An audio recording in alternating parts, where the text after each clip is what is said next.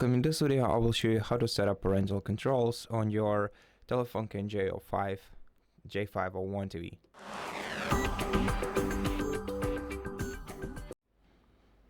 First of all, press the home button to open the dashboard. Navigate down to settings.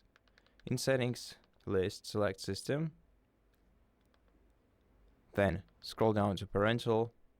Enter the pin code. So your TV has a preset pin code. The default one is, in my case, 4 zeros, but you can also use 4 ones or 1 to 34 or one of the other common pin codes that you might know about. After that, after entering this pin code, enable menu lock, the child lock. So choose which menu you want to lock, for example, installation menu, and then set a new pin code by selecting set pin.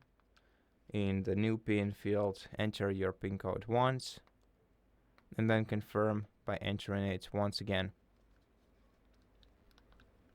Return, and now the parental controls are enabled, and your TV is using child protection policies and will not allow showing inappropriate shows or programs without entering pin code. Inappropriate for younger audiences, of course. And that's it. Thank you for watching this video. If it helps you, please consider subscribing to our channel, leave us a like and a comment below, and I'll see you in the next one.